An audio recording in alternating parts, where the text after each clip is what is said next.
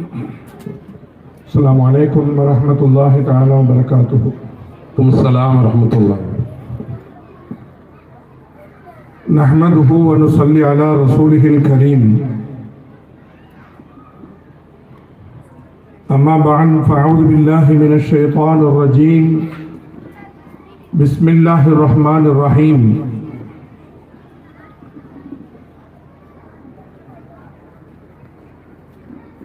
وَلَقَدْ كَرَّمْنَا بَنِي آدَمَ وَحَمَلْنَاهُمْ فِي الْبَرِّ وَالْبَحْرِ. وقال النبي صلى الله عليه وسلم: الدين النصيحة أو كما قال صلى الله عليه وسلم. எல்லாம் வல்ல அல்லாஹுவின் மகத்தான அருளினால் அண்ணல் முஹம்மது ஸல்லல்லாஹு அலைஹி வஸல்லம் அவர்களின் துஆக்களின் பரக்கத்தினால் ஏரல் சுற்றுவட்டார மற்றும் சிறுவைகுண்டம் வட்டார உலமாக்கள் நடத்துகிற மீலாது விழா பேரணியோடு கூடிய இந்த சமய நல்லிணக்க மாநாட்டின் தலைவர், இந்த ஊரின் அடையாளமாக திகழ்கிற, எங்களுக்கெல்லாம் ஆசானாக விளங்குகிற, நம் பகுதியில் மிகச் சிறப்பாக நடைபெற்று வருகிற மன்பவுல் ஹைராத் மகளிர் அரபு கல்லூரியின் முதல்வர், மரியாதைக்குரிய பெருந்தகை மௌலானா MH அபுல் ஹசன் பாக்கவி ஹசரத் அவர்களே, எனக்கு முன்னால் மீலாது சிறப்பு பேருரை நிகழ்த்தி அமர்ந்திருக்கிற மரியாதைக்குரிய தமிழ் மாநில ஜமாத்துல் உலமா சபையினுடைய தகுதிமிக்க பொருளாளர், அன்பு சகோதரர் மௌலானா முஜீபுர் ரஹ்மான் மஸ்லஹி ஃபாசில் தேவபந்தி ஹஜரத் அவர்களே, தூத்துக்குடி மாவட்ட ஜமாத்துல் உலமா சபையினுடைய பொருளாளர், மிகுந்த பாசத்திற்கும் நேசத்திற்கும் உரிய சகோதரர் மௌலானா முஹிதீன் அப்துல் காதர் ஹசரத் அவர்களே,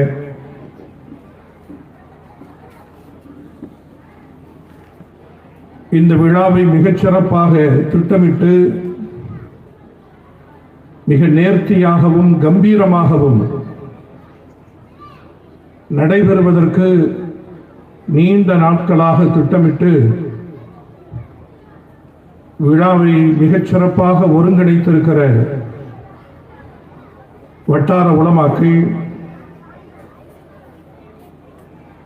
அவர்களோடு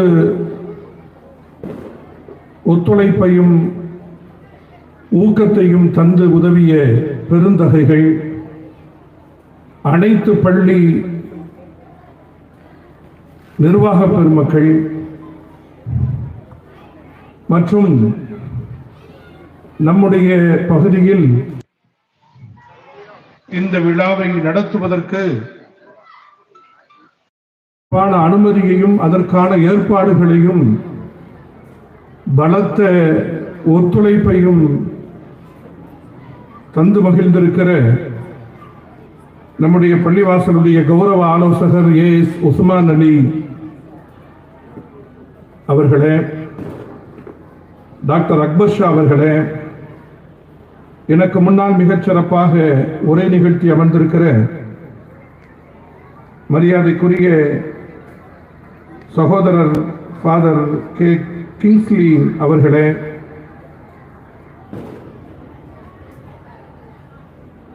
மிகச் சிறந்த கருத்துக்களை முன்வைத்து அமர்ந்திருக்கிற மரியாதைக்குரிய பரமாச்சாரியா சுவாமிகள் அவர்களே, இந்த விழாவின் முன்னாலும் இதற்கு பின்னணியிலும் வேறாகவும் விழுதுகளாகவும் இருந்து செயல்பட்டு வருகிற அருமைக்குரிய பெருமக்களே, வீட்டு திண்ணைகளில் அமர்ந்து கவனித்து காது கொடுத்து கேட்டுக்கொண்டிருக்கிற கௌரவத்திற்குரிய தாய்மார்களே, பல ஊர் மேடைகளில் பேசினாலும் இங்கே பேசுவது என்பது ஒரு பிடித்தமான ஒரு நிகழ்வுதான். காரணம், நான் பிறந்த ஊர், வளர்ந்த ஊர், தவழ்ந்த ஊர். ஒரு மேடையில் நின்று கொண்டு பேசுகிற இந்த சந்தர்ப்பத்தில் என் சிறுவயதில் இது மாதிரியான மேடைகளில் மதர்சாவினுடைய உஸ்தாதாக இருந்த மரியாதைக்குரிய பெருந்தகை ஜாஃபர் சாதிக் ஹசரத் அவர்கள் எங்களை எல்லாம் உருவாக்கி இது போன்ற மேடைகளில் முன்னிறுத்தி பாடல்கள் பாட சொல்வார்கள். சின்ன சின்ன உரைகளை எழுதி பாடமிட்டு எங்களை பேச வைத்து மகிழ்வார்கள். அப்போதெல்லாம் மாணவி மன்றம் என்கிற பெயரில் நம்முடைய பள்ளிவாசலில் ஒரு மன்றம் செயல்பட்டு வந்தது. அந்த மாணவி மன்றம் என்கிற பெயரை பொறித்து ஒரு சின்ன அலமாரி கூட இருந்தது. அதில் படிக்க வேண்டிய புத்தகங்கள் எல்லாம் பாதுகாப்பாக இருந்தன. பள்ளிக்கு வருகிற பொழுது அந்த அலமாரிகளை திறந்து சில புத்தகங்களை படித்து போகிற அந்த பரவச நாட்களை எல்லாம் இப்போது நான் நினைத்து பார்க்கிறேன். பொதுவாக இது மாதிரியான மேடைகள், விழாக்கள் எங்கள் தெருக்களில் நடைபெறுகிற பொழுது முன் வரிசையில் அமர்ந்து மிகுந்த ஆர்வத்தோடு கேட்டு மகிழ்கிற சில முகங்களை நான் இப்போது பார்க்க முடியவில்லை. அருமைக்குரிய ஜாகிர் அலி மச்சான் அவர்கள், அருமைக்குரிய அப்துல் ரசாக் மச்சான் அவர்கள், மரியாதைக்குரிய நம்முடைய பள்ளியினுடைய தலைவராக இருந்த அப்துல் சலாம் காக்கா அவர்கள், அப்துல் வஹாப் காக்கா அவர்கள், நண்பர் முகமது ராசிக் அவர்கள், இது மாதிரியான முகங்களை எல்லாம் இது மாதிரியான மேடைகளில் முன்னால் நிற்பார்கள். அவர்களுடைய முகங்கள் எல்லாம் என்னுடைய நினைவுகளில் நிழலாடி கொண்டிருக்கிற இந்த நிலையில்தான் இந்த மேடையில் நான் இருக்கிறேன். அல்லாஹ்வுடைய கபர்களை, மண்ணறைகளை மகிழ்ச்சியாகவும் குளிர்ச்சியாகவும் ஆக்கி வைப்பானார். அன்பிற்கினிய பெருமக்களே, பொதுவாக இது மாதிரியான மீளாது விழாக்கள் நடைபெறுவது இந்த காலகட்டத்தில் அதிகமாக இருக்கிறது. உலகெங்கும் பெருமானாரின் புகழ் பாடப்பட்டுக் கொண்டே இருக்கிறது, பேசப்பட்டுக் கொண்டே இருக்கிறது. பேச பேச தீராத கருப்பொருள் பெருமானாரின் வாழ்வில் இருக்கிறது. பேச தீராத ஒரு பொக்கிஷம் பெருமான் ஸல்லல்லாஹு அலைஹி வஸல்லம் அவர்கள். முஹம்மத் என்பது ஒரு பெயர் அல்ல, அது ஒரு மந்திர சொல். அது அந்த சொல்தான் உலகத்தில் பல கோடி முஸ்லிம்களை இயக்கிக் கொண்டிருக்கிறது. அவர்களின் சொல்லின் வழியில்தான், அவர்கள் வார்த்தை போட்ட பாதையில் தான் முஸ்லிம் சமூகம் நடந்து கொண்டிருக்கிறது, பயணித்துக் கொண்டிருக்கிறது. பெருமானார் நம்மோடு எவ்வளவு ஊடுருவி நிற்கிறார்கள் என்றால், இறைவன் திருக்குர்ஆனில் சொல்வது போல, வஅலமு அன்ன ஃபீக்கும் ரசூலல்லாஹ், உங்களில் உங்களை சுற்றி பெருமான் ஸல்லல்லாஹு அலைஹி வஸல்லம் அவர்கள் வாழ்கிறார்கள் என்று அல்லாஹ் சொல்கிறான். நம்மில் பெருமான் எப்படி இருக்கிறார்கள் என்றால், உடலை தந்தது இறைவன் என்றால் இந்த உடலை நாகரீகமாக வைத்துக் கொள்ள வேண்டும் என்கிற அறிவுரைகளை சொன்னவர்கள் அண்ணல் முஹம்மது ஸல்லல்லாஹு அலைஹி வஸல்லம் அவர்கள். இறைவன் உருவத்தை தந்தான், அந்த உருவத்தை அழகுபடுத்த வேண்டும் என்கிற அறிவுரைகளை தந்தவர்கள் அவர்கள். விரல்களை தந்தவன் இறைவன் என்றால் அதன் நகங்களை எல்லாம் சரியாக சீர் செய்து அழகுபடுத்திக் கொள்ளுங்கள் என்று சொன்னவர்கள் அண்ணல் முஹம்மது ஸல்லல்லாஹு அலைஹி வஸல்லம். வயிற்றை இறைவன் படைத்தான் என்றால் எந்த உணவுகளை உண்ண வேண்டும், எது உங்களுக்கு ஆரோக்கியமாக அமையும் என்று அந்த வழிகளை சொன்னவர்கள் அண்ணல் முஹம்மது ஸல்லல்லாஹு அலைஹி வஸல்லம். கால்களை படைத்தவன் இறைவன் என்றால் செருப்புகளை அணிந்து நடப்பது உங்களின் உடல் ஆரோக்கியத்திற்கும் அழகியலுக்கும் அது அழகு சேர்க்கும் என்று நமக்கு அழகாக சொன்னவர்கள் அண்ணல் முஹம்மது ஸல்லல்லாஹு அலைஹி வஸல்லம்.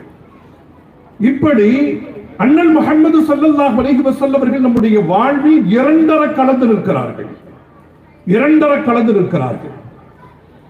அவர்களை பேசிக்கொண்டே இருக்கலாம். எப்படி குர்ஆனை பற்றி பேசுவது காலங்காலமாக பேச முடியும், அதற்கான கருப்பொருள் இருக்கிறது என்று குர்ஆன் சொல்கிறது.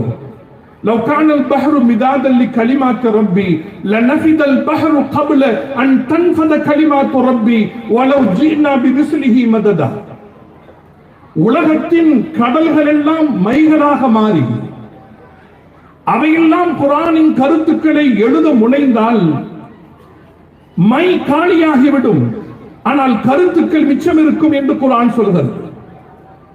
இந்த உதாரணம் பெருமானாரின் வாழ்வுக்கும் அப்படியே பொருந்தி போகும். ஆயிஷா ரலியல்லாஹு தஆலா அன்ஹா அவர்களிடத்தில் பெருமானாரின் வாழ்வு எப்படிப்பட்டது என்று கேட்கப்பட்ட பொழுது ஹஜ்ரத் ஆயிஷா ரலியல்லாஹு தஆலா அன்ஹா அவர்கள் சொன்னார்கள், கான குலுகுஹு குர்ஆனா, பெருமானாரின் வாழ்வு குர்ஆனாக இருந்தது என்கிறார்கள். அப்படி என்றால் குர்ஆனுக்கு சொல்லப்பட்ட அந்த உதாரணம், அந்த ஓமை பெருமானாரின் வாழ்வுக்கும் அப்படியே பொருந்திப்போம். பிறப்பதற்கு முன்பு புகழப்பட்ட நிலையில், அனைத்து வேதங்களிலும் முன்மொழியப்பட்ட நிலையில் பெருமான் ஸல்லல்லாஹு அலைஹி வஸல்லம் அவர்கள் இருந்தார்கள் என்பது மாத்திரமல்ல, அவர்கள் வாழும் போதும் வாழ்ந்து மறைந்து 1400 ஆண்டுகள் கடந்த போதும் பெருமானாரை குறித்து பேசிக்கொண்டே இருக்கிறோம். பெருமானாரின் புகழை பாடிக்கொண்டே இருக்கிறோம். பெருமானாரை ஏற்றவர்கள் என்கிற பெருமிதத்தால் மாத்திரமல்ல, பெருமானாரின் கொள்கைக்கு பின்னால் நிற்பவர்கள், அவர்களின் கொள்கையின் முகாமிற்கு வராத விலகி நிற்பவர்களாலும் கூட பெருமான் ஸல்லல்லாஹு அலைஹி வஸல்லம் அவர்களை வாழ்த்தாமல், அவர்களை புகழாமல், அவர்களின் வாழ்வை போற்றாமல் இருக்க முடியவில்லை என்றால் உலகத்தின் எந்த மனிதராலும் நிராகரிக்க முடியாத இடத்தில் அண்ணல் முஹம்மது ஸல்லல்லாஹு அலைஹி வஸல்லம் அவர்கள் இருக்கிறார்கள் என்பதை நாம் புரிந்து கொள்ள வேண்டும் பெருமக்களே. அந்த பெருமான் ஸல்லல்லாஹு அலைஹி வஸல்லம் அவர்கள் மனித குலத்தின் முன்மாதிரியாக திகழ்ந்தவர்கள். மனிதர்கள் எப்படி வாழ வேண்டும் என்கிற வழிகளை சொன்னவர்கள். திருக்குர்ஆன் மனிதர்களை குறித்த கருத்துக்களை குர்ஆனில் பல இடங்களில் குர்ஆன் சொல்கிறது. அதில் ஒரு இடம்தான் வலகத் கர்ரம்னா பனி ஆதம், ஆதமின் மக்களை நாம் சங்கைப்படுத்தி இருக்கிறோம், மரியாதையாக வைத்திருக்கிறோம் என்று குர்ஆன் சொல்கிறது. பொதுவாக மனிதர்கள் மரியாதைக்குரியவர்கள், எந்த மதத்தை சார்ந்தவர்களாக இருந்தாலும் சரி, எந்த மதத்தையும் எந்த கொள்கைகளையும் கோட்பாடுகளையும் கொண்டவர்களாக இருந்தாலும் சரி, எல்லா மனிதர்களும் மரியாதைக்குரியவர்கள். அதற்கு என்ன காரணம் தெரியுமா? மனிதர்கள் யார் என்பதற்கு குர்ஆன் இப்படி பதில் சொல்கிறது. இறைவனின் பிரதிநிதி என்கிற ஒற்றை சொல்லால் மனிதனுக்கு முத்திரை வைக்கிறது. இறைவனின் பிரதிநிதிதான் மனிதன். அப்படி என்றால் என்ன பொருள்? ஒரு தலைமை அமைச்சர் வேறு இடங்களுக்கு சென்று எந்த காரியங்களை எல்லாம் செய்ய வேண்டும் என்று நினைக்கிறாரோ அவருடைய இடத்தில் துணை அமைச்சரை அவர் அனுப்பி வைக்கிறார் என்றால், துணை அமைச்சர் செய்கிற எல்லா செயல்களும் தலைமை அமைச்சர் செய்யக்கூடிய செயல்கள் தான். இன்னொரு வார்த்தையில் சொல்ல வேண்டும் என்றால், ஒரு மிக பெரும் இடத்தில் இருப்பவனின் பிரதிநிதியாக இருப்பவர் அவர் செய்வதை அவரின் பெயரால் இவர் செய்கிறார். இறைவன் இந்த உலகம் அமைதியாக இருக்க வேண்டும் என்று விரும்பினான்.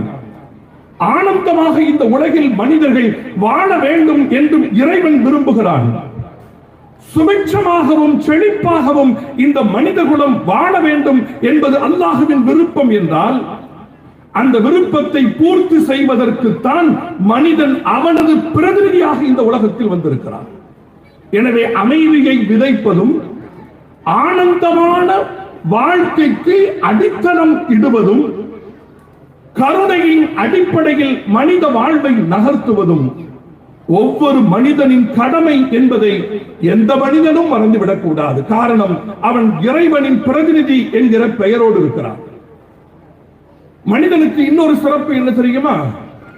இறைவன் சொல்கிறான்,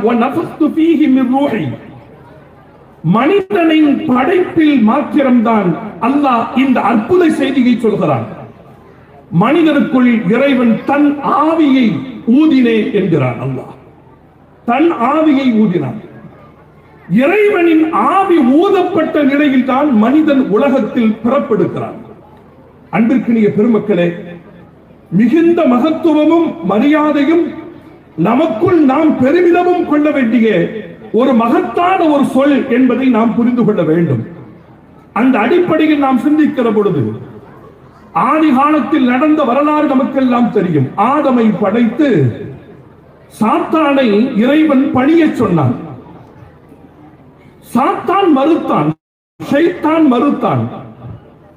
மறுத்த ஷைத்தான் இறைவனின் அருளில் இருந்து தூரமானான். சுவன வாழ்வில் இருந்து அவன் தூக்கி எறியப்பட்டான். இந்த வரலாறு அனைத்து வேதங்களிலும் ஒவ்வொரு விதமாக சொல்லப்பட்டிருக்கிறது. திருக்குறானில் தெளிவாக சொல்லப்பட்டிருக்கிறது. புரிந்து கொள்ள வேண்டிய பேருண்மை எது தெரியுமா பெருமக்களே? படைத்தவன் இறைவன். யாரை? மனிதனை. படைத்த இறைவன் சாத்தானிடத்தில் சொல்கிறான், அவனுக்கு நீ மரியாதை செலுத்து. மரியாதை செலுத்த மறுத்தவன் ஷைத்தான். அதனாலே அவன் தூக்கி எறியப்பட்டான் என்றால் நாம் புரிந்து கொள்ள வேண்டிய உண்மை என்ன தெரியுமா? மனிதனை மதிக்காதவன் சாத்தானின் சகோதரன். சாத்தானின் சகோதரனாக இருப்பவர்களால் மாத்திரம்தான் மனிதர்களை, மனிதர்களின் உணர்வுகளை, மனிதர்களின் தேடல்களை, மனிதர்களின் கனவுகளை அவர்களால் மதிக்க முடியாது. அன்பிற்கினிய பெருமக்களே, அதனால்தான் பெருமானார் ரசூலுல்லாஹி ஸல்லல்லாஹு அலைஹி வஸல்லம் அவர்கள் சொன்னார்கள், அநீதி இழைக்கப்பட்டவன், ஒருவனால் அநீதி இழைக்கப்பட்டவன் இறைவனிடத்தில் அவன் கையேந்தினால் அவனது அபய குரலுக்கு நீங்கள் அஞ்சி வாழுங்கள் என்றார்கள் அண்ணல் முஹம்மது ஸல்லல்லாஹு அலைஹி வஸல்லம். என்ன காரணம்? அநீதி இழைக்கப்பட்டவன் இறைவனுக்கு முன்னால் கையேந்துகிற பொழுது இறைவன் அந்த கைகளை வெறுமனே அனுப்புவதில்லை. அவனுடைய ஏக்கத்தையும் அவனுடைய எதிர்பார்ப்பையும் இறைவன் பூர்த்தி செய்து விடுகிறான். பெருமானார் ரசூலுல்லாஹி ஸல்லல்லாஹு அலைஹி வஸல்லம் அவர்கள் பேசுகிறார்கள், பெருமக்களே, சில மனிதர்களுக்கு இப்படிப்பட்ட எண்ணங்கள் இருக்கலாம். இறைவனுக்கு செலுத்த வேண்டிய வணக்கங்களை நாம் முறையாக செலுத்திக் கொள்வோம், மனிதர்களின் உரிமைகளை அப்புறம் பார்த்துக் கொள்வோம் என்றால், கண்ணுக்கு தெரிகிற மனிதனின் மீது கருணை காட்ட முன்வராதவன், கண்ணுக்கு தெரியாத இறைவனின் மீது தனக்கு அன்பு இருக்கிறது என்று சொன்னால் அந்த சொல்லில் உண்மை இல்லை என்று மார்க்கம் சொல்கிறது. அந்த சொல்லில் உண்மை இல்லை என்று மார்க்கம் சொல்கிறது. உன் கண்ணுக்கு நேராக நடமாடுகிற ஒரு மனிதன், அவன் காயப்பட்டு நிற்கிறான், கண்ணீர் சிந்து நிற்கிறான், அவனது தேவைகளை பூர்த்தி செய்வதற்கு உன்னால் முடியும், ஆனால் நீ மறுக்கிறாய் என்றால், இறைவனை வணங்குவதற்கு நீ அந்த நேரத்தில் உன்னை நீ ஈடுபடுத்திக் கொள்கிறாய் என்றால், நீ மனிதனை மதிக்காமல் இருக்கிறாய், மானுடத்தை போற்றாமல் நீ வாழ்கிறாய். எனவே உனக்கு சரியான இடம் கிடையாது என்று மார்க்கம் சொல்வதை பார்க்கிறோம் பெருமக்களே. அதனால்தான் நாம் புரிந்து கொள்ள வேண்டிய இன்னொரு உண்மை இருக்கிறது பெருமக்களே. பிரார்த்தனைகள் செய்கிற உதடுகளை விடவும் அடுத்தவர்களுக்கு உதவுகிற கரங்கள் சிறந்தவை. பிரார்த்தனைகள் செய்கிற உதடுகளை விடவும் எளியவர்களுக்கும் இல்லாதவர்களுக்கும் செய்கிற உதவுகிற கரங்கள் இருக்கின்றனவே, அவை உயர்ந்தவை என்கிற அந்த கோட்பாட்டை நாம் புரிந்து கொள்ள வேண்டும். சில இடங்களில் நாம் பார்க்கிறோம், மனிதனை மதிப்பது இருக்கிறதே, அது இறைவனை துதிப்பதற்கு கூட சமமாகிவிடும். இறைவனை துதிப்பதற்கு கூட சமமாகிவிடும். என்ன காரணம் தெரியுமா? என்ன காரணம் தெரியுமா? மார்க்கத்தில் ஒரு விதி இருக்கிறது. ஒரு மனிதன் தொழுகிறான், தொழுகிற மனிதனின் பார்வையில் கண் தெரியாத ஒரு மனிதன் அவன் பள்ளத்தில் விழப்போகிற அந்த பரபரப்பான காட்சி அவன் கண்ணுக்குள் வருகிறது. தொழுது கொண்டிருக்கிற மனிதன் அதை பார்வையிடுகிற ஒரு கட்டம் வந்து விடுகிறது என்றால், மார்க்கத்தின் சட்டம் என்ன சொல்கிறது தெரியுமா பெருமக்களே? அவன் தொழுகையை தொடர வேண்டுமா அல்லது குழிக்குள் விழப்போகிற அந்த மனிதனை காப்பாற்ற விரைய வேண்டுமா என்றால், தொழுகையை விட்டுவிட்டு அவனுக்கு உதவ வேண்டும். தொழுகையை விட்டுவிட்டு அவனுக்கு உதவ வேண்டும் என்று மார்க்கம் சொல்வதை நாம் பார்க்கிறோம். விருந்தாளியை கௌரவம் செய்வதற்காக நஃபிலான நோன்புகளையும் கூட விடுவது குற்றமில்லை என்று மார்க்கம் சொல்கிறது. உன் வீட்டிற்கு ஒரு விருந்தாளி வந்து விட்டார், அவருக்கு விருந்தளிக்க வேண்டும், அவரை வந்தவரை கௌரவிக்க வேண்டும். அந்த நேரத்தில் நான் நோன்பு வைத்திருக்கிறேன் என்று சொல்லி விருந்தாளியின் மனதை காயப்படுத்தி விடாமல் அவருக்காக நீ நோற்ற நோன்பையும் கூட விட்டுவிடு. என்று மார்க்கம் சொல்கிறது என்று சொன்னால் மனிதர்களை எப்படி மதிக்க வேண்டும் என்பதைத்தான் நாம் இங்கே புரிந்து கொள்ள கடமைப்பட்டிருக்கிறோம் பெருமக்களே. ஹஜ்ரத் மூசா அலைஹிஸ்ஸலாத்து வஸ்ஸலாம் அவர்கள் பல நபிமார்கள் இந்த உலகத்தில் வந்து போனவர்கள். அதிலே மூசா அலைஹிஸ்ஸலாத்து வஸ்ஸலாம் அவர்கள் அல்லாஹ்விடத்தில் கேட்கிறார்கள், இலாஹி ஐன அபகைத, இறைவா உன்னை நான் எப்படி கண்டடைவது, உன் அருளை எதில் தேடுவது, உன்னை நான் எப்படி பெற்றுக்கொள்வது, எப்படி வேண்டுமானால் நீங்கள் வைத்துக் கொள்ளுங்கள். ஐன அபகைத, உன்னை நான் எப்படி தேடி பெறுவது? அல்லாஹ் அதற்கு என்ன பதில் சொன்னான் தெரியுமா?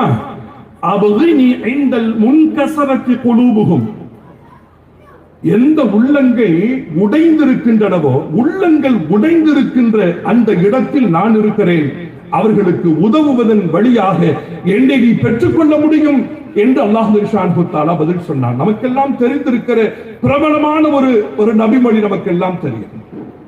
நாளை மறுமையில் இறைவன் ஒரு மனிதனிடத்தில் கேட்பான், நான் பசித்திருந்தேனே உணவு தந்தாயா, நான் தாகித்திருந்தேனே தண்ணீர் தந்தாயா, நான் உடையில்லாமல் இருந்தேனே எனக்கு உடை தந்தாயா?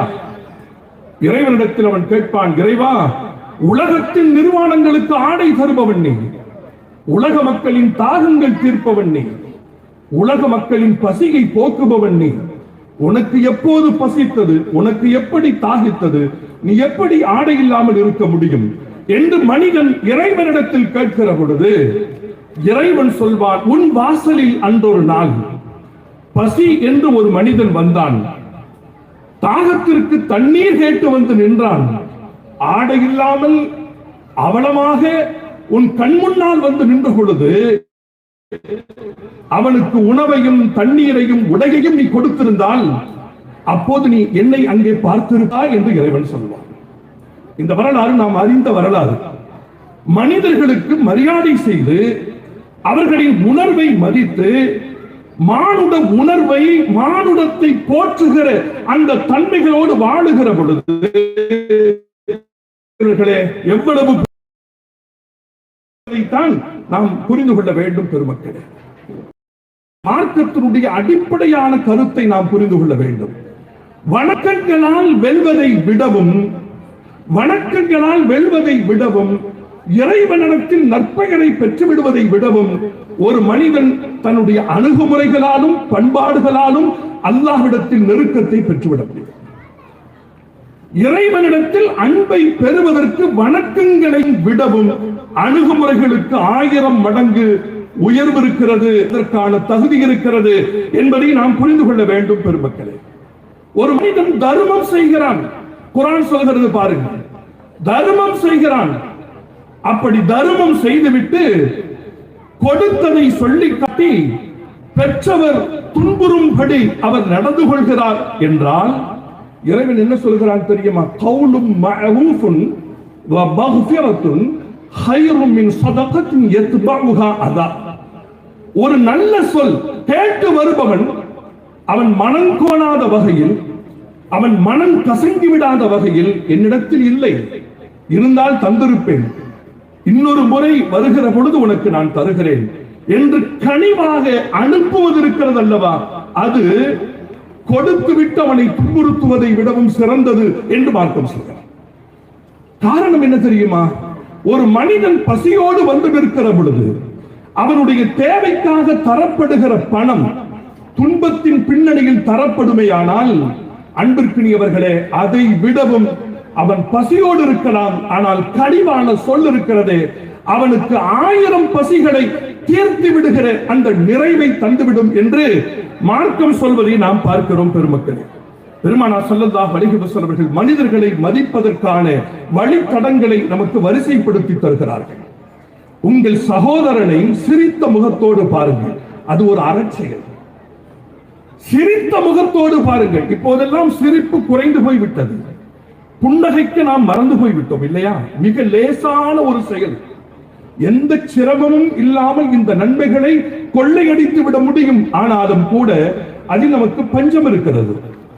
புன்னகைத்து உன் எதிரில் வருகிற சகோதரனை வரவேற்பது இருக்கிறதே, அது ஒரு அறச்செயல், மனிதனுக்கு தருகிற மரியாதை. நபிகள் பெருமானார் ரசூலுல்லாஹி ஸல்லல்லாஹு அலைஹி வஸல்லத்தினுடைய அருள்மிக்க தன்மைகளை எல்லாம் யோசித்து பார்க்கிறோம். பெருமானாரை விடவும் இந்த உலகில் பரபரப்பான வாழ்க்கை சூழல் அமைந்த வேறொருவர் கிடையாது. அரசியல் அழுத்தங்கள், ஆன்மீக தேவைகள், சமூக நடவடிக்கைகள், பஞ்சாயத்துகள், பெருமானாரின் சொந்த வேலைகள், ஆயிரம் படிகள். ஆனால் பெருமானாரின் வாழ்வில் டென்ஷன் என்கிற ஒரு சொல் அவர்களின் வாயிலிருந்தும் வாழ்விலிருந்தும் வந்ததில்லை. டென்ஷனே கிடையாது. பெருமானாரை குறித்து பிறர் என்ன சொல்கிறார்கள் தெரியுமா? தோழர்கள் என்ன சொல்கிறார்கள் தெரியுமா? பார்க்கிற பொழுதெல்லாம் அடுத்தவர்களை கவர்ந்து நிற்கிற புன்னகை பெருமானாரின் முகத்தில் ஒட்டி இருக்கும். எப்போதும் சிரித்த முகம். பெருமானாரின் தன்மைகளை பட்டியலிட முடியும் பெருமக்களே. யாராவது பெருமானாரிடத்தில் கை கொடுத்தால், பெருமானாரிடத்தில் யாரேனும் கை கொடுத்தால், கொடுத்தவர் கைகளை விலக்கிக் கொள்ளாதவரை ஸல்லல்லாஹு அலைஹி வஸல்லம் அவர்கள் தங்களின் கைகளை எடுத்துக் கொள்ள மாட்டார்கள். பெருமானாரின் காதுக்கு அருகில் வந்து ஒருவர் ரகசியம் பேசினால், ரகசியம் பேச வந்தவர் தன் உதடுகளை விலக்கிக் கொள்ளாதவரை பெருமானார் அவர்கள் தன் காதுகளை அகற்றிக் கொள்ள மாட்டார். இது பெருமானாரின் தன்மை. பார்ப்பதற்கு ஒரு சுத்த செய்திகளை போல இருக்கலாம். பெருமானாருடைய தன்மை என்ன தெரியுமா? எவரேனும் பேச வந்தால் பெருமானாரின் தன்மை எப்படிப்பட்டது தெரியுமா? கண்ணோக்கி பேசுவார், முகம் பார்த்து பேசுவார். இன்னைக்கு நமக்கு இருக்குதா?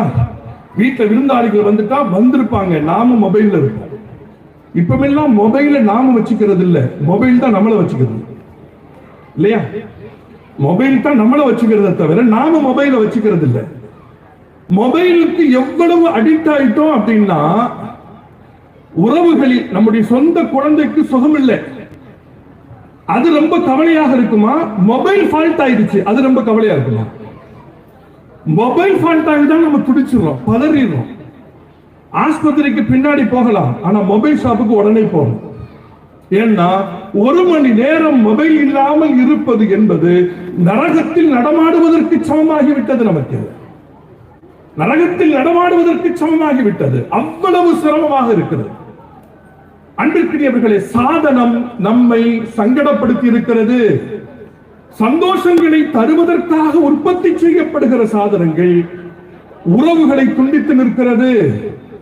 மனிதர்களுக்கு தர வேண்டிய மரியாதையை தர முடியாமல் தடுத்து நிற்கிறது.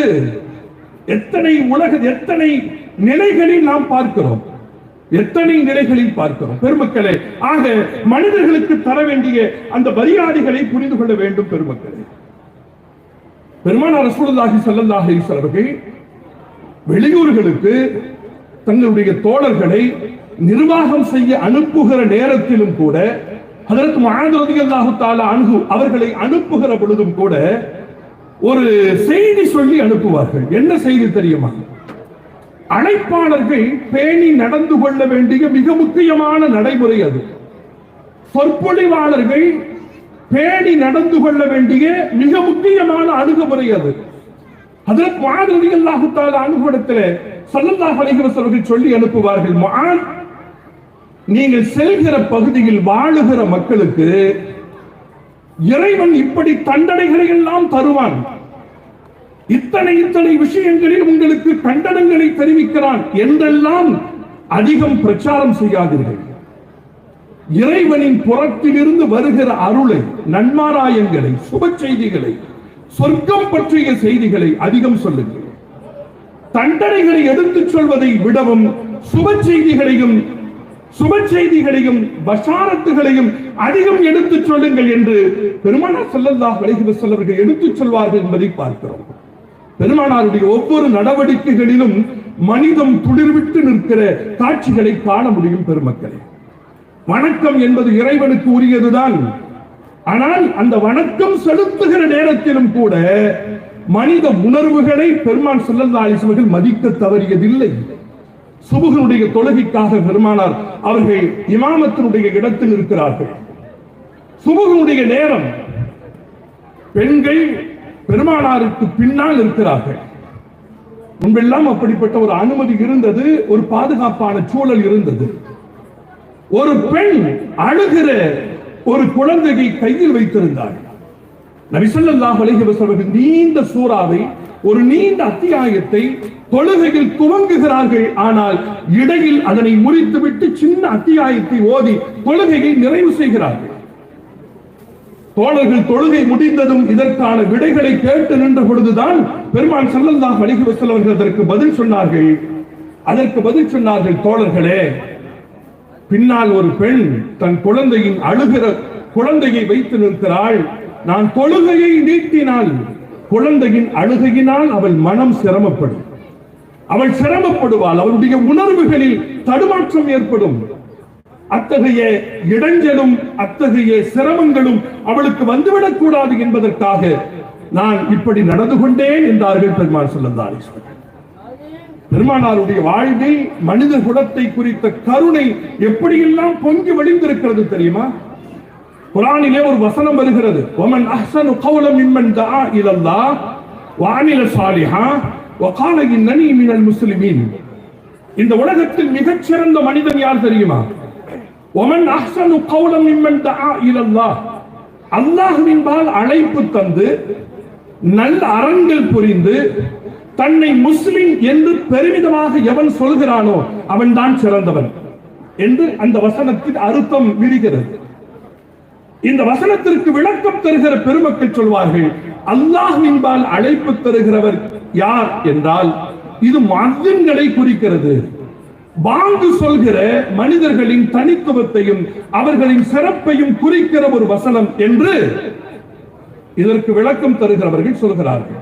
அப்படி என்றால் பெருமானாருடைய காலத்தில் ஸல்லல்லாஹு அலைஹி வஸல்லம் அவர்கள் அந்த திருப்பணியை செய்வதற்கு ஹஜ்ரத் பிலால் ரலியல்லாஹு அவர்களை வைத்திருந்தார்கள். ஹஜ்ரத் அப்துல்லாஹ் இப்னு உம்மு மக்தூம் ரலியல்லாஹு தஆலா அன்ஹு அவர்களை வைத்திருந்தார்கள். ஆனால் பெருமானார் அவர்கள் ஒரு முறை கூட பாங்கு சொன்னதில்லை. பெருமானார் அவர்கள் ஒரு முறை கூட பாங்கு சொன்னதில்லை. வரலாற்றில் பார்க்கிறோம். மிகச்சிறந்த மதிப்பையும் மிகச்சிறந்த நன்மைகளையும் தரத்தக்க ஒரு பகுதியை, ஒரு பொறுப்பை பெருமானார் ஸல்லல்லாஹு அலைஹி வஸல்லம் அவர்கள் வாழ்வில் ஒரு முறை கூட செய்ததில்லை என்றால் அதற்கு என்ன காரணம் என்றால் பெருமக்களை இந்த மனிதர்களின் மீது அவர்கள் வைத்திருந்த கனிவும் கரிசனமும் கருணையும் தான். அஷ்ஹது அல்லா இலாஹ இல்லல்லாஹ் அஷ்ஹது அன்ன முஹம்மதர் ரசூலுல்லாஹ் என்கிற சொல்லுக்கு பின்னால் வருகிற பாங்கின் சொல் என்ன? ஹய்ய அலஸ் ஸலாஹ் ஹய்ய அலல் ஃபலாஹ். என்ன பொருள்? தொழுகையின் பக்கம் விரைந்து வாருங்கள், வெற்றியின் பக்கம் விரைந்து வாருங்கள் என்கிற இரண்டு சொல் பெருமானாரின் வாயிலிருந்து வந்து சேர்ந்ததற்கு பின்னால் யாரின் செவிகளில் எல்லாம் இந்த சொல் வந்து விழுகிறதோ விழுந்தவுடன் மக்கள் உடனடியாக பள்ளிக்கு சென்று விட வேண்டும், உடனடியாக பெருமானாரின் வார்த்தைக்கு பதிலளித்து விட வேண்டும், பெருமானாருக்கு முன்னால் வந்து நின்று விட வேண்டும். கொஞ்சம் தாமதித்தால் அல்லது தள்ளி போட்டால் அல்லது தவிர்த்து நின்றால் மூன்றுமே குற்றமாகிவிடும். பெருமானார் ஸல்லல்லாஹு அலைஹி வஸல்லம் அவர்கள் என்ன யோசிக்கிறார்கள் என்றால் தன் சமூகத்திற்கு இந்த நிலையில் ஒரு நிர்பந்தம் வந்துவிடக் கூடாது, ஒரு சங்கடம் வந்துவிடக் கூடாது என்பதற்காக பகிரங்கமான ஓசையை எடுத்துக்கொண்டு பாங்கு சொல்கிற அந்த பணியில் பெருமான் ஸல்லல்லாஹு அலைஹி வஸல்லம் அவர்கள் ஈடுபடவில்லை என்பதை நாம் இங்கே பார்க்க முடிகிறது பெருமக்களே.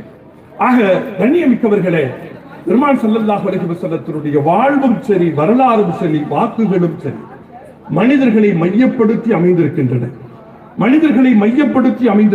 எல்லா நிலைகளிலும் பார்க்கிறோம்.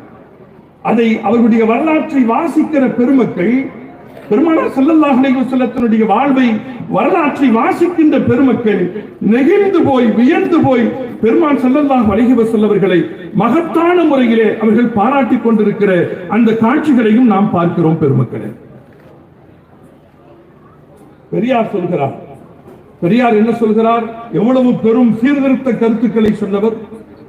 மீளாது மேடைகளின் வழியாக பல்வேறு கிட்டத்தட்ட 300 மேடைகளுக்கு மேலாக அறிஞர் அண்ணாவும் பெரியாரும் மீளாது மேடைகளின் வழியாக இந்த முஸ்லிம் சமூகத்திற்கு அறிமுகமானவர்கள். இன இழிவு தீர்வதற்கு ஒரே வழி இருக்கிறது, அதுதான் இஸ்லாம் என்று சொன்னவர் பெரியார். இன இழிவு தீர்வதற்கு ஒரே வழி இருக்கிறது, அதுதான் இஸ்லாம் என்று சொன்னவர் பெரியார். அண்ணா என்ன சொன்னார் தெரியுமா? கற்பனைகள் கலக்காத வாழ்க்கையின் கூறுகள் நிரம்பி இருக்கிற ஒரு மார்க்கம் எதுவென்றால் அது இஸ்லாமாகத்தான் இருக்க முடியும் என்று அண்ணா அவர்கள் சொல்வதை நாம் பார்க்கிறோம். காந்தி ஜெயந்தி, காந்தியினுடைய சொல்லையும் இந்த நேரத்தில் நினைவு கூறுவது பொருத்தும். அவர் சொல்கிறார் மனித சமுதாயத்தில் இருக்கிற கோடிக்கணக்கான மக்களின் உள்ளங்களின் மீது சர்ச்சைக்கு இடமில்லாமல் இன்று ஆதிக்கம் செலுத்திக் கொண்டிருக்கும் முகமது அவர்களுடைய மிகச்சிறந்த வாழ்க்கையை அறிந்திடுவதற்கு நான் ஆவல் கொண்டிருக்கிறேன். அந்த ஆவலில் அவருடைய வரலாற்றை நான் பார்த்தேன். இஸ்லாத்திற்கு அக்காலத்தில் வாழ்க்கை அமைப்பில் ஒரு உயர்ந்த ஒரு இடத்தை பெற்றுத் தந்தது, நான் படித்த வரலாற்றின் அடிப்படையில் சொல்கிறேன், வாழ்பலம் அல்ல, அவருடைய அணுகுமுறை, அவருடைய சிறந்த அணுகுமுறை தான். அதை நான் இப்போது மிக தெளிவாக உணர்ந்து கொண்டேன். அது மாத்திரமல்ல, நபிகள் நாயகம் அவர்களின் உயர்ந்த பண்பு, சாதாரணமாக நடந்து கொள்கிற உயர்ந்த பண்பும், எந்நிலையிலும் வாக்குறுதியை பேணி காத்த தன்மையும், தன் தோழர்கள் மீது கொண்டிருந்த அழியாத அன்பும், அவரது அஞ்சாமையும், இறைவன் மீது தமது பிரச்சார பணியில் அவர் கொண்டிருந்த முழுமையான நம்பிக்கையும் தான் இவ்வளவு குறுகிய காலத்தில் பெரும் சமூகத்தை அவருக்கு ஈட்டித் தந்தது என்பதை பார்க்கிறோம். பெருமக்களே, மனித குலம் எத்தனை கூறுகளாலே வேறுபட்டு கிடக்கிறது. ஒரு அறிஞன், ஒரு கவிஞன் சொல்கிறான், ஒரு குயவன் களிமண்ணை வைத்து கடைகிறான். ஒரே சுற்று அல்லது 2 சுற்று, அந்த 2 சுற்றில் களிமண் பானையாகி விடுகிறது. ஆனால் இந்த மனிதனை வைத்து பூமி எத்தனை தடவி சுற்றிவிட்டது, மனிதன் களிமண்ணாகவே இருக்கிறான் என்று ஒரு கவிஞர் சொல்கிறான். எத்தனை வாழ்க்கையின் எத்தனை காட்சிகளை பார்க்கிறோம். நாடெங்கும் பதற்றம். நேற்று கூட ஈரான் இஸ்ரேலுக்கு இடையிலே ஒரு மிக பெரும் யுத்தம். சமயங்களுக்கு இடையில் நல்லிணக்கம் வேண்டும் என்று நாம் இங்கே முழங்கிக் கொண்டிருக்கிறோம். மனிதர்கள் எப்போதும் நல்லவர்களாகத்தான் இருக்கிறார்கள், தலைவர்கள் தான் பித்தலாட்டங்களில் ஈடுபடுகிறார்கள். மனிதர்களை பகடைகளாக பயன்படுத்திக் கொள்கிறார்கள். மனிதர்களை விறகுகளாக பயன்படுத்திக் கொண்டு அவர்கள் குளிர்காய்கிறார்கள். அன்பிற்கினிய பெருமக்களே, நபிகள் பெருமானார் ரசூலுல்லாஹி ஸல்லல்லாஹு அலைஹி வஸல்லத்தினுடைய அரஃபாவுடைய பிரகடனங்களை பாருங்கள். ஹஜ்ஜத்துல் வதாவில் அரஃபாவில் பெருமான் ஸல்லல்லாஹு அலைஹி வஸல்லம் அவர்கள் நிகழ்த்திய பேருரைகளை ஒரு தடவை வாசித்து பாருங்கள். மனித குலத்திற்கு தேவையான அறபோதனைகளின் சாரம் அந்த போதனைகள் இருக்கிறது. நபிகள் ஸல்லல்லாஹு அலைஹி வஸல்லம் சொன்னார்கள், உலகத்தில் இருக்கிற எல்லா மனிதர்களும் பற்களின் சீப்புகளின் பற்களை போல என்றார். சீப்புகளின் பற்கள் எவ்வளவு அருமையான உதாரணம் பாருங்கள். தலை வாரிக் கொள்வதற்கு நாம் எடுத்துக் கொள்கிற சீப்பில் ஒரு பல் இல்லை என்றால் தலை கோரமாகிவிடும், இல்லையா? அனைத்து பற்களும் சமமாக இருக்கிற பொழுதுதான் சீவுகிற பொழுது சிங்காரம் ஏற்படும், அலங்காரம் ஏற்படும். இந்த உலகத்தில் படைக்கப்பட்டிருக்கிற எல்லா படைப்புகளும் சீப்பின் பற்களை போல சமமானவர்கள் என்றார்கள் நபிகள் பெருமானார் ஸல்லல்லாஹு அலைஹி வஸல்லம் அவர்கள். எனவே தான் அரபிகளுக்கும் அஜமிகளுக்கும் இடையிலே, கருப்பர்களுக்கும் வெளுப்பர்களுக்கும் இடையிலே எத்தகைய வேறுபாடுகளும் கிடையாது. நாம் புரிந்து கொள்வதற்காக பெருமான் ஸல்லல்லாஹு அலைஹி வஸல்லம் அவர்கள் ஒன்றை சொன்னார்கள். அரஃபாவில் இருந்து கொண்டு இந்த அரஃபா என்கிற இந்த இடத்தையும் விட, இந்த மாதத்தின் கண்ணியத்தையும் விட, மனிதர்களுக்கு தரப்பட வேண்டிய உரிமைகளும் அவர்களுக்கு தரப்பட வேண்டிய மரியாதையும் இதைவிடவும் கூடுதலாக இருக்க வேண்டும் என்றார்கள் பெருமானார் ரசூலுல்லாஹி ஸல்லல்லாஹு அலைஹி வஸல்லம். பிலால் என்கிற ஒரு மனிதர், கண்ணன் கருப்பான ஒரு தோற்றத்தை உடையவர். அந்த பிலால் எப்படிப்பட்டவராக இருந்தார்? மிகவும் சாதாரணமான நிலையில் இருந்த பொழுது செல்வ செழிப்பில் வாழ்ந்த அபூதர் என்கிற ஒரு நபித்தோடு அந்த பிலாலை ஒருமுறை கருப்பியின் மகனே என்று அழைத்தார். அந்த சொல் பிலால் அவர்களை காயப்படுத்தியது. பெருமான் ஸல்லல்லாஹு அலைஹி வஸல்லம் அவர்களுக்கு முன்னால் பிலால் அவர்கள் போய் நின்ற பொழுது அபூதரை அழைத்து அண்ணன் முஹம்மது ஸல்லல்லாஹு அலைஹி வஸல்லம் அவர்கள் கண்டிக்கிறார்கள். அபூதர், உன் வாழ்வில் இன்னும் அறியாமையின் சாயல் இருக்கிறதே, அதன் எச்சம் மிச்சமாக இருக்கிறதே, இன்னும் பண்பாட்டின் வாழ்க்கைக்கு நீ திரும்பவில்லையா என்று பெருமான் ஸல்லல்லாஹு அலைஹி வஸல்லம் கேட்கிறார்கள். பெருமானாரின் இந்த மெல்லிய கண்டனம் அபூதர் அவர்களுடைய உள்ளத்தை உலுக்கியதற்கு பின்னாலே அவர் என்ன செய்தார்? கடைத்தருக்கு பிலால் அவர்களை அழைத்து சென்றார்.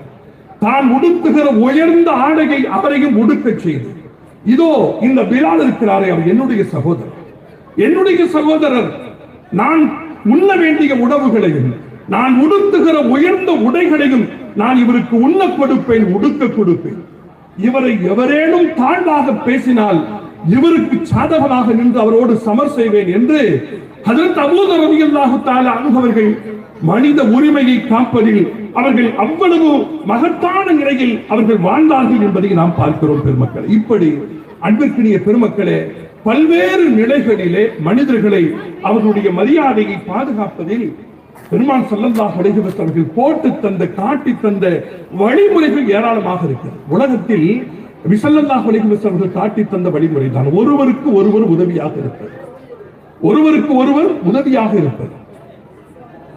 உதவுகிற மனிதர்கள் தான் உயர்ந்தவர்கள். ஒரு உருவக கதையை மாத்திரம் சொல்லி நான் நிறைவுக்கு வருகிறேன். உதைபந்து நமக்கு தெரியும், ஃபுட்பால் இல்லையா? ஃபுட்பால் நமக்கு தெரியும். ஃபுட்பால் நம்ம என்ன செய்யறோம்? காலால உதைக்கிறோம். அதனால்தான் அதற்கு உதைபந்துன்னு பேரு. புல்லாங்குழல், அதையும் நாம் பார்த்திருக்கிறோம். புல்லாங்குழலை என்ன செய்கிறோம்? உதட்டிற்கு பக்கத்தில் வைத்து உதட்டால் அதற்கு முத்தம் கொடுக்கிறோம். ஏன் புல்லாங்குழலுக்கு உதட்டால் முத்தம் கிடைக்கிறது? புல்லாங்குழலுக்கு உதட்டால் முத்தம் கிடைக்கிறது, உதைபந்துக்கு காலால் உதை கிடைக்கிறது என்றால், பெருமக்களே, இரண்டும் ஒரே நிலையில் தன் வாழ்வை துவங்குகிறது. ஆனால் விளைவு வித்தியாசமாக இருக்கிறது. புல்லாங்குழலிலும் காற்று ஊதப்படுகிறது. ஊதப்பட்ட காற்றை புல்லாங்குழல் அழகிய இசையாக வெளியே தருகிறது. எனவே புல்லாங்குழலுக்கு முத்தம் கிடைக்கிறது. உதைபந்திலும் காற்றுதான் ஊதப்படுகிறது. ஆனால் ஊதப்பட்ட காற்றை அந்த உதைபந்து தனக்குள்ளேயே வைத்துக் கொள்கிறது. எனவே காலால் உதை கிடைக்கிறது. இறைவன் நமக்கு வழங்கிய எல்லா அருளும் நமக்கு மாத்திரமல்ல, அடுத்தவர்களுக்கும் சேர்த்துத்தான். நம் வழியாக இறைவன் தருகிறான். இன்னும் சொல்ல போனால் பெருமானார் ரசூலுல்லாஹி ஸல்லல்லாஹு அலைஹி வஸல்லம் அவர்கள் சொல்வார்கள், துன்சருன பிதுஆஃபாயிக்கும். நமக்கு கீழே சில பலவீனர்கள், சில எளியவர்கள், இல்லாதவர்கள், இயலாதவர்கள் நமக்கு கீழே நம் உதவிகளை பெற்று வாழ்கிற நிலையில் இருக்கலாம். நம்முடைய சொந்தங்களில், நம்முடைய உறவுகளில், நம்முடைய நட்புகளில், நம்முடைய சொந்த பந்தங்களில் எவரேனும் இருக்கலாம். நாம் நினைக்கிறோம் நாம் அவர்களுக்கு உதவுவதாக, நம்முடைய உதவியால் அவர்கள் வாழ்கிறார்கள் என்று நாம் நினைக்கிறோம். பெருமாள் ஸல்லல்லாஹு அலைஹி வஸல்லம் என்ன சொல்கிறார்கள் தெரியுமா? துன்சருன பிதுஆஃபாயிக்கும். உங்களுக்கு கீழே அந்த பலவீனர்கள் உங்களின் வாழ்வாதாரத்தை பெற்று அவர்கள் வாழ்கிறார்கள் தெரியுமா? அவர்களால் உங்களுக்கு ரிஸ்க் தரப்படுகிறது என்றார்கள். அவர்கள்தான் உங்களுக்கு உதவி செய்கிறார்கள். நீங்கள் அவர்களுக்கு உதவி செய்யவில்லை, அவர்கள் உங்களுக்கு உதவி செய்கிறார்கள் என்று அண்ணல் முஹம்மது ஸல்லல்லாஹு அலைஹி வஸல்லம் அவர்கள் சொல்கிறார்கள். அன்பிற்கினியவர்களே, ஆக மனிதர்களோடு சேர்ந்தும் மனிதர்களின் வாழ்வோடு இணைந்தும் பிணைந்தும் இருப்பதில் தான் நம்முடைய வாழ்க்கைக்கு மரியாதை இருக்கிறது என்பதை புரிந்து கொள்ள வேண்டும். ஸல்லல்லாஹு அலைஹி வஸல்லம் சொன்னார்கள், மல்லா யர்ஹமுன்னாஸ் லா யர்ஹமுல்லாஹ். யார் மனிதர்கள் மீது கருணை காட்டவில்லையோ அவர்களின் மீது அல்லாஹ்வும் கருணை காட்ட மாட்டான் என்றார். மனிதர்கள் எப்படிப்பட்டவர்கள் தெரியுமா? ஒரு உடலை போல என்கிற இந்த ஓமையில் தெரிக்கிற ஒரு உண்மை என்ன தெரியுமா? காலில் முள் குத்துகிறது, ஆனால் கண்களில் இருந்து கண்ணீர் வடிகிறது. நம்முடைய கைகள் அந்த குத்திய முள்ளை எடுப்பதற்கு வேகமாக சென்று விரைகிறது. என்ன காரணம்? இதுபோல உலகத்தில் எங்கே பாதிப்பு இருந்தாலும், எங்கே மனிதம் காயப்பட்டாலும், எங்கே மனிதர்கள் தேவைப்பட்டாலும் அந்த தேவைப்படுகிற மனிதர்களுக்கு சென்று உதவுகிற அந்த குணம் இருக்கிறதே, அதுதான் சிறந்தது, அதுதான் உயர்ந்தது. அல்லாஹ்வின் மரியாதையையும் அல்லாஹ்வினுடைய அன்பையும் அருளையும் பெறுவதற்கு அதுதான் நமக்கு உதவி செய்யும் என்பதையும் நாம் புரிந்து கொள்ள வேண்டும். அல்லாஹ் ஸுப்ஹானஹு வ தஆலா நம்முடைய வாழ்வை, நம்முடைய நாட்டை, நம்முடைய இந்திய மண்ணை அல்லாஹ் ஸுப்ஹானஹு வ தஆலா பரிசுத்தப்படுத்தி வைப்பானாக. அழுக்குகளை விரைவில் நீக்கி அருள்வானாக. பாதுகாப்பான ஒரு வாழ்வை, மகிழ்ச்சிகரமான ஒரு வாழ்வை, சமயங்களுக்குரிய அந்த நல்லிணக்கங்களோடு கூடிய ஒரு பெருவாழ்வை அல்லாஹ் சுப்ஹானஹு வ தஆலா நமக்கு பாக்கியமாக வழங்கி அருள்வானாக. நம்முடைய மனங்களில் இருக்கிற அனைத்து வகையான தேவைகளையும் அல்லாஹ் சுப்ஹானஹு வ தஆலா பூர்த்தி செய்து தருவானாக. நம்முடைய மஹல்லாவையும் சுற்று வட்டாரத்தில் இருக்கிற அனைத்து மஹல்லாக்களையும் அல்லாஹ் மகிழ்ச்சிப்படுத்துவானாக. மன நிறைவோடு வாழுகிற மக்களை நம்முடைய மஹல்லாக்களில் அல்லாஹ் பெருகச் செய்வானாக. கடன் தொல்லைகளில் இருந்தும், கஷ்டங்களில் இருந்தும், நஷ்டங்களில் இருந்தும், இழப்புகளில் இருந்தும், இயலாமைகளில் இருந்தும் அல்லாஹ் சுப்ஹானஹு வ தஆலா தன்னுடைய அருளால் நம் எல்லோரையும் பாதுகாத்து அருள்வானாக. வாஹிரு தாவானா அனில் ஹம்துலில்லாஹி ரப்பில் ஆலமீன். அஸ்ஸலாமு அலைக்கும் வ ரஹ்மத்துல்லாஹி வ பரகாத்துஹு.